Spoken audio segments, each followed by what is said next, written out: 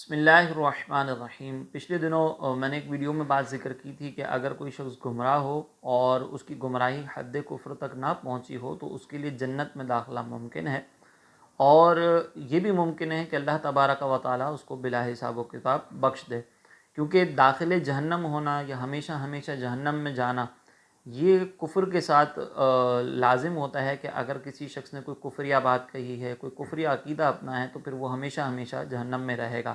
لیکن اگر کوئی گمراہ ہے تو پھر وہ ہمیشہ جہنم میں نہیں رہے گا۔ اس پر کسی نے یہ سوال کیا کہ آج کے دور میں جو صحابہ کرام کی شان میں گستاخی ہو رہی ہے اس کے حوالے سے شرعی حکم کیا ہے؟ تو پہلے یہ بات ضرور ذہن میں رکھیں کہ صحابہ کرام کی شان میں گستاخی انتہائی سخت حکم کا باعث ہے۔ اگر ہم کہیں کہ بعض صحابہ کرام کی شان میں گستاخی تو کفر ہوتی ہے، جیسے سیدنا صدیق اکبر رضی اللہ تعالیٰ عنہ کی شان میں کوئی گستاخی کرتا ہے، آپ کی صحابیت کا منکر ہوتا ہے، تو چونکہ آپ کی صحابیت قرآن سے ثابت ہے، اللہ تبارک و تعالیٰ نے جو غار کا واقعہ فرمایا تو اس میں نبی کریم علیہ الصلوۃ والسلام کی بات بھی ذکر کی گئی کہ اذ یقول لصاحبہ لا تحزن ان اللہ معنا، کہ جب انہوں نے اپنے صاحب اپنے صحابی سے یہ کہا کہ آپ خوف نہ کریں، اللہ تبارک و تعالی ہمارے ساتھ ہے۔ تو یہاں پر تمام ہی مفسرین کا اتفاق ہے کہ غار میں اس وقت سرکار دو جہاں صلی اللہ علیہ وسلم کے ساتھ جو صحابی موجود تھے، آپ کے جو صاحب موجود تھے، وہ سیدنا صدیق اکبر تھے۔ تو آپ کی صحابیت کا اگر کوئی انکار کرتا ہے تو چونکہ آپ کی صحابیت کا ثبوت قطعی ہے،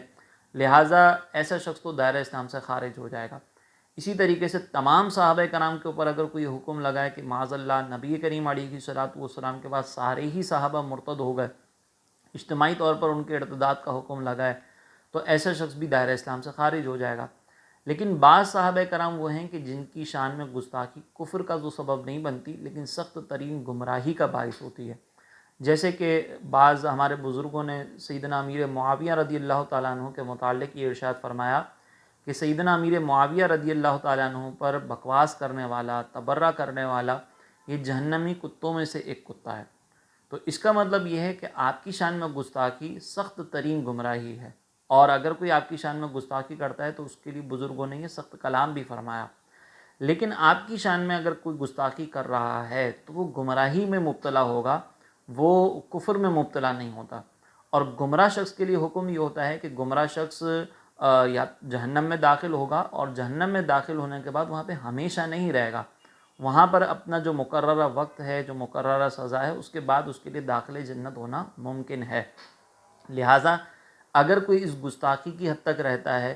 اور اس سے کوئی کلمہ کفر سرزد نہیں ہوتا تو اس کے لیے حکم شرع تو یہی ہے۔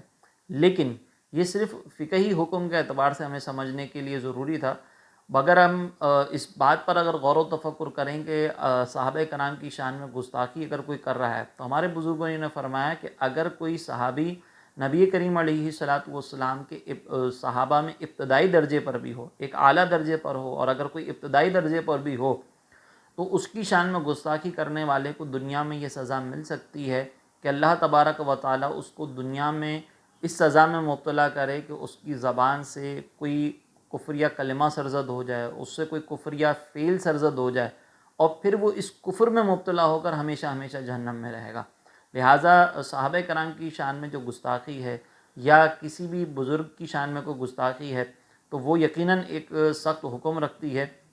اور اس کا مرتکب جو ہے وہ گمراہ ترین شخص ہوگا، اور اس کی گمراہی انتہائی سخت ہوتی ہے، حتیٰ کہ اس کے لیے یہ بھی خدشہ ہے کہ وہ مرنے سے پہلے اگر توبہ نہ کی تو پھر اس کا ایمان بھی ضائع ہو سکتا ہے، اور پھر جب ایمان اس کا ضائع ہوگا تو وہ پھر ہمیشہ ہمیشہ جہنم میں رہے گا، اور اگر اس کا ایمان محفوظ رہ گیا تو وہ پھر ہمیشہ جہنم میں نہیں رہے گا، اس کے لیے داخل جنت ہونا ممکن ہے اس کی گمراہی کی وجہ سے، کیونکہ وہ کفر میں مبتلا نہیں ہوا۔ تو یہ حکم شرع ہے، اس کو ضرور ذہن میں رکھا جائے، اور اس کا خلاصہ یہ ہے کہ صحابہ کرام کی شان میں گستاخی کرنا یقیناً ہمارے ایمان کی خرابی کا باعث بن سکتا ہے، تو اس کی کسی نے اجازت نہیں دی۔